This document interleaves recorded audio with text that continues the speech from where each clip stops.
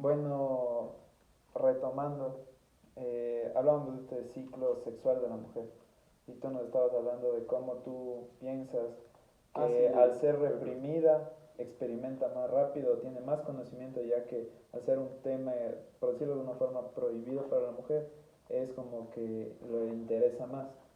sí, ya, o Ajá, sea, yo me llevo más también a este hecho de que la mujer planea más, el ya, hombre en cambio no, porque por ejemplo una mujer, pocas veces son las que una mujer se queda embarazada por accidente. Yo pienso que más probable es que el hombre tenga un hijo por accidente, porque ya, no lo planea, sino solo va al acto y papá y ya, y como el doble llamo. ya. Entonces, entonces, cosas que el hombre no planea, pero en cambio pienso que la mujer tiene mucho más planteado ese aspecto siempre, en general. O sea, no digo, obviamente hay puntualidades, ¿no? Ajá. Pero así pienso que la mujer sabe cuándo se va a embarazar, sabe cuándo ya va a acabar su ciclo de reproductivo. En cambio el hombre no, o sea, no planea, no es que dice ya desde hoy Ajá. quiero tener, o hasta hoy se acaba. En cambio la mujer creo que sí tiene más definido esos deadlines. Claro, hablando desde el punto de vista como que anatómico, en una mujer existe Ujú. este ciclo que le dice cuándo está lista para reproducirse, cuándo no y cuándo este se renueva. En cambio, un hombre también tiene su ciclo, pero no es así como tal puntual como el de una mujer. Exacto. Ajá, entonces Eso sí, también creo que es algo que también, o sea, que también por lo que yo te digo que la mujer desarrolla más de ese pensamiento que el hombre. Porque el hombre puede tener hijos desde los 11 12 años y hasta que se mueren, en cambio una mujer solo puede en este ciclo. Entonces, por eso también pienso que es una idea eh, más desarrollada por parte de la mujer que por el hombre. listo. Tu punto de vista, la verdad, es bastante válido. Para finalizar con este tema, quisiera preguntarte, ¿tú piensas que este ciclo sexual es igual, por decirlo, enfocado a una persona de hoy a una persona de hace 100 años? ¿Tú cómo piensas que es esta diferencia? O sea, ¿cómo era antes y cómo es ahora? Claro, o sea, sí, obviamente. O sea, antes creo que no se tenía esa visión del futuro. Ahora creo que no sé si por escasez de recursos se piensa más en eso, pero claro, o sea, antes era, o sea, incluso tenían a los hijos para que les ayuden a sus papás. O sea, por ejemplo, decían, yo voy a tener un hijo para que me ayude a trabajar, yo voy a tener este hijo para que viva en la casa. Entonces, tenían la noción de que van a tener hijos para que les ayuden a hacer sus cosas. Entonces, Ajá, ahora es diferente, como que ahora yo, si es que voy a tener un hijo, es para darle todo. Y para darle todo, tanto tener estabilidad económica, estabilidad del hogar, estabilidad con mi pareja, etcétera, etcétera. y Entonces pienso que piensas, son unas condiciones bien marcadas ahora que antes no existían. O sea, antes era ajá, como que, tenemos un hijo, y es como que sí, ya luego veremos cómo pasa, pero ahora es como que así tiene que ser. ¿y por qué piensas que ahora se dan esta especie de complicaciones, esta especie de como que no tengamos un hijo porque nos falta tal cosa? Yeah. Ajá, y antes vuelta se daba como que ya tuvimos un hijo. Sí, ¿Tú pues no no. piensas que el tener un hijo mejor te da paso a este nuevo, como que este pasar de una fase de tu vida a otra y que te ayuda a desarrollarte como persona? ¿O piensas que como tal, como lo ven ahora, ya debe estar desarrollado como persona para tener un hijo? Porque en muchas de las veces se lo ve como una carga. Yeah. Ajá, Yo ¿qué creo piensas? O sea, ¿cuál de estos dos puntos es más válido para ti? que era una crisis de cuál. El primero, que es tener un hijo te va a ayudar a desarrollarte como persona. Ya, O sea, va a ser ese punto en el que dices, tuve un hijo, voy a hacer tal cosa ya. por ese hijo. Y no como ahora que se lo ve como un prejuicio, que tú dices como que no voy a tener un hijo porque no tengo tal cosa, no tengo tal cosa, no tengo tal cosa y no puedo tener un hijo. A esa lista de dos cosas también le aumentaría que es lo que te decía esto de las generaciones. Ahora las generaciones incluso son más ambiciosas. Y tener un hijo se le ve como alguna manera de retroceder en vez, o sea, obviamente tener un hijo te da las cualidades de paternidad, de que te conviertes en una persona responsable, ya una vida depende de ti, y entonces necesitas trabajar, producir, etcétera, etcétera, etcétera. Pero esto también viene acompañado de mucha responsabilidad que hace o que hace que pienses que te estancas, por ejemplo. Eh, no puedo hacer mi maestría porque tuve el hijo. Entonces, son cosas que se piensan y que de alguna forma también marcan una delimitación en la ambición que tiene una persona de desarrollo personal. Entonces tú piensas que por decirlo de alguna forma, la nueva generación o nosotros somos en el tema personal más egoístas al querer desarrollar nuestra persona antes de que querer tener un hijo y tener que desarrollarle esa persona? Es exactamente la pregunta que me hicieron en pensamiento de la economía. Entonces, la respuesta económica es que sí, o sea, es egoísta no tener un hijo, porque estás como humano parando un proceso de evolución. Un ciclo. Ajá, pero sí, o sea, tener un hijo es la misma inversión que comprar un yate, me decía mi profesor. Porque un yate no te sirve de nada, un hijo te sirve para, o sea, un yate te sirve para darte felicidades en los viajes. Un hijo te sirve para darte felicidades momentáneas, pero cargo mucha responsabilidad, como un yate que tienes que pagar mucho dinero por tenerle anclado en algún lugar. Entonces, sí es egoísta, pero hay puntos de vista y puntos de vista. A mí sí me gustaría tener, aunque sé que es o sea, como yo lo veo, como yo lo pienso, es un poco, de cierta forma, estancamiento económico y estancamiento personal. Ya. Pero, o sea, cada quien tiene su visión, ¿no? Exacto. Bueno, hemos finalizado con el primer tema. Vamos a ir al segundo tema. Ese hicimos todos. Un, Íbamos a hacer todos. sí, No, son tres. la conversación se puede alargar. Listo. Lleva media hora. Vamos a hablar acerca de las infecciones de transmisión No, eso sexual. es que saltar, ya. Listo. Para introducir el tema, ¿tú conoces de las enfermedades? ¿Qué pasa? Las ETS. Exacto. ¿Qué conoces? Generalidades. Generalidades, ¿no? Que sí, Ajá. diferentes de contacto corporal. Ya. Y algunas por sudor, por heridas, por sangre, por contacto de los órganos. Entonces, ¿tú estás consciente de que estas enfermedades no solamente se transmiten por el hecho de tener sexo, sino por otros? Claro, sí. Listo. Sí, incluso una vez había leído algo que una chica entró a una piscina y estaba cortada, y una persona que ha sangrado dentro de la piscina ha sido portadora de VIH y solo por entrar a la piscina se contagió. Hay estos casos. Ajá. Se las denomina enfermedades de transmisión sexual porque básicamente su método de propagación más, por decirlo de una forma más común, es el hecho de tener sexo o contacto sexual. Ajá, no necesariamente solo por tener contacto sexual. Eso como generalidad.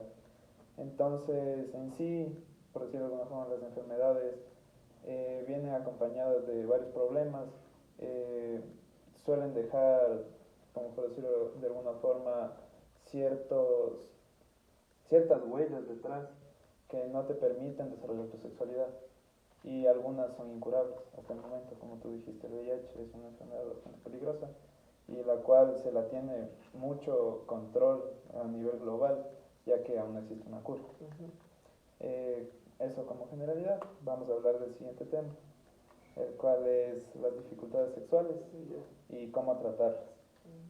Por dificultades sexuales, ¿tú a qué piensas que me refiero? ¿Dificultades sexuales? Ajá. Situaciones que no te permiten desarrollar tu sexualidad. ¿Me podrías dar un ejemplo? Disfunción eréctil. Muy bien, sí, va por ahí. Hablando de la disfunción eréctil, según tú, ¿cómo piensas que se da la disfunción eréctil? ¿Por qué se da? Ya, o sea, sería... Además, a ver, ¿tú piensas que solo ocurre en el hombre o también ocurre en la mujer? Eréctil, en el hombre. Ajá, eréctil. Por ejemplo, ahí está explicado. Pero eréctil no es de erecto. Ajá, exacto. Anatómicamente, el clítoris de la mujer funciona como una especie de pene. Cuando están excitadas, el clítoris literalmente sí. Pero así se llama disfunción eréctil también en la mujer. Exactamente.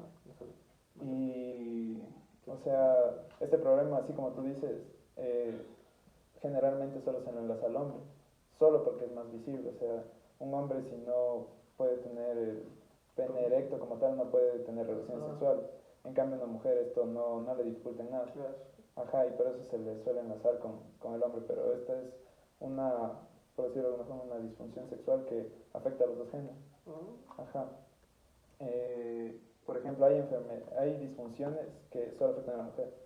Por ejemplo, ¿tú has escuchado hablar del vaginismo? No. Es una condición más que todo psicológica de la mujer, que al momento de tener relaciones sexuales sufre tal momento de tensión en donde los músculos de la vagina literalmente impiden la penetración y no, o sea, no puede penetrar. Ese es el vaginismo. Todos estos problemas muchas de las veces son enlazados al tema psicológico. Ajá, tú para vivir una sexualidad plena debes estar bien psicológicamente hablando, ya que esto te permite tu desarrollo sexual. Ajá, entonces hay que trabajar varios aspectos como tu seguridad, la seguridad que tienes con tu pareja y hablar de estos temas. Por ejemplo, todo, digámoslo de alguna forma, todo tiene solución. Entonces hay que buscar ayuda en estos casos y ahí es donde están las soluciones. Y buscando ayuda, apoyándote con tu pareja, no viéndolo como una deficiencia, sino viéndolo como que un problema a resolver, debes desarrollar este tema. Sí, es lo que te decía, de lo que hablamos de esto que la mujer es muy estigmatizada. Ajá. O sea, igual también porque el hombre, como te digo, o sea, el hombre le incita desde niño a que tiene que hacer y tener bastantes parejas y tener, y etc. Y la mujer no, le dicen, cuídate, no debes eso, que no te vean, que no te toquen, Ajá, no te exacto. toques. Entonces, sí, yo creo que... Esto, lo que me acabas de decir, me deriva en otra pregunta. ¿Tú piensas que, por ejemplo, el hecho de que el hombre esté desde pequeño, se le ponga este prejuicio de tú debes ser, como decirlo de alguna forma, un varón? ¿Tú piensas que esto causa alguna especie de daño psicológico? O sea, una especie de tensión, o sea, una especie de que le impones a un niño a que tiene que ser de una forma Sí, y o sea, le tensiona sí. demasiado. Sí, el caso tengo un amigo que es homosexual.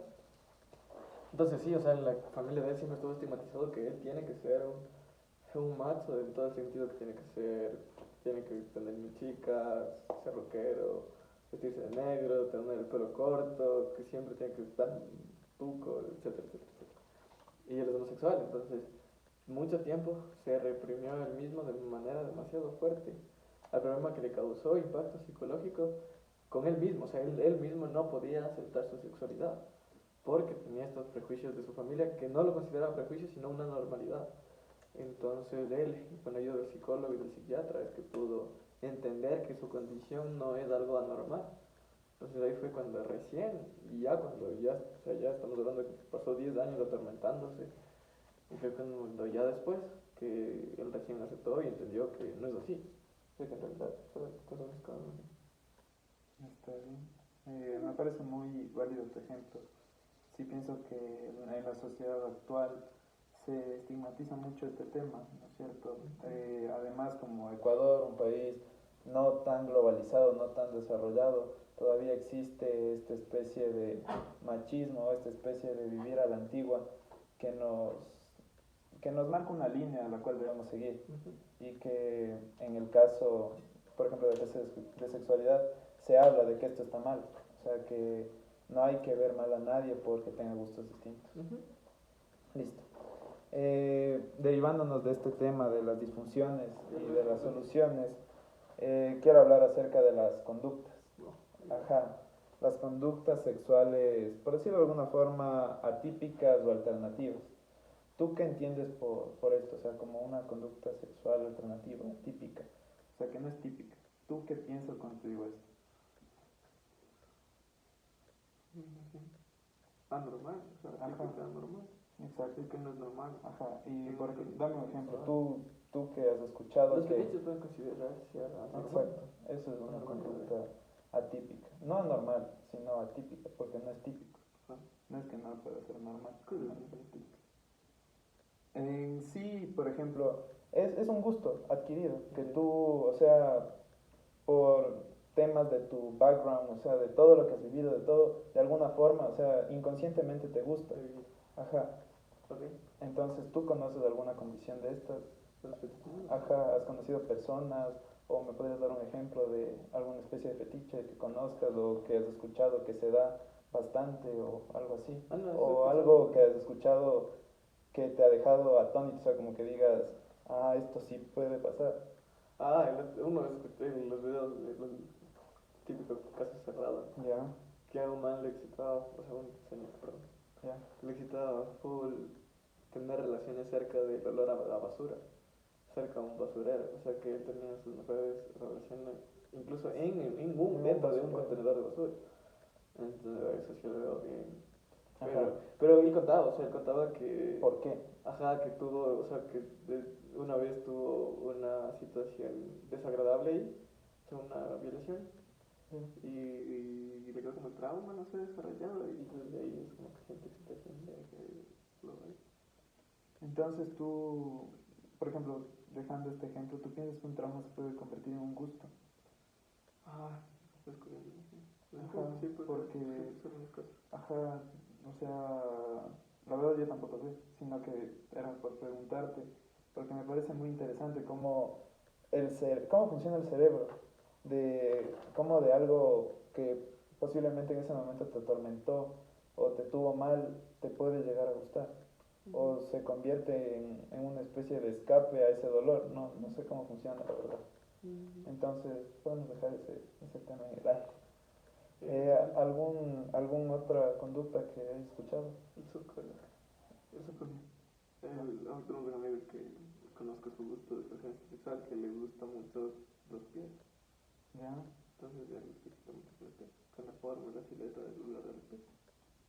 Interesante. No sé si eso sí he escuchado, creo que es más típica de lo que, Sí. de lo que pensamos, pero bueno, ahí están las conductas sexuales atípicas. Por último, el último tema, ya no te molesto más, acerca de la sexualidad, el sexo como tal, como un negocio. Cuando te digo como un negocio, ¿qué se te viene a la mente? ¿Qué industria? ¿Qué se te viene a la mente cuando yo digo el sexo como un negocio? Una industria del sexo sería interesante. Ajá. No sé, es que puede haber muchas cosas. ¿Qué se te viene a la mente? O sea, ¿qué industria, por ejemplo, en la actualidad que tú conozcas o hayas escuchado, se basa en la sexualidad o en el sexo para vender? La sexología. No, no. Sí, creo el sexo, sí. No. O sea, sí entiendo por dónde va la Ajá. pregunta, pero pienso que es más amplio. Ya. O sea, pienso que puede ser un modelo de negocio acerca del sexo. Puede, por ejemplo, algo que no es, o sea, pienso que le estás llevando la pregunta muy a lo no ético. Ajá. Pero pienso que también puede tener un lado ético, que por ejemplo el desarrollo de la sexología, la psicología sexual, incluso Exacto, pero la venta de eso... productos sexuales para tener relaciones sexuales es algo ético. Y es un negocio. Sexo, Exacto. Sí, está bien. No, bueno, mi pregunta se iba más por el lado, No moral. ajá, no moral, No, porque eso se trata en el libro. Está bien. Ajá. Entonces, ¿conoces alguna industria? La prostitución y la pornografía, o sea, no hay dónde más. Listo. ¿Tú qué piensas de la pornografía? ¿Es un mal necesario?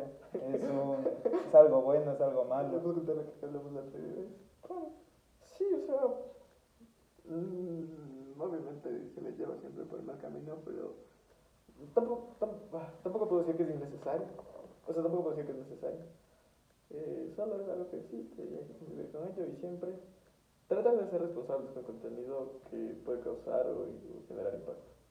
Entonces, sí está mal, pero como es algo que ya existe. O sea, no puedo decir si está bien o mal, pero como es algo que ya existe y que está establecido en nuestra sociedad, tenemos que aprender a convivir con ello y ser responsables con ello. Entonces, lo que nosotros hablábamos, que incluso puede empezar de alguna forma a ser educativo.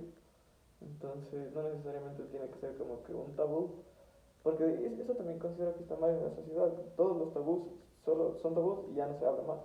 Entonces, es como que no mires pornografía, se acabó. Y no debería ser tanto así, sino debería ser enseñarse qué es, qué enseña, qué transmite, qué no transmite, en qué está errado. Y así y que cada persona pueda tener un criterio sobre la pornografía.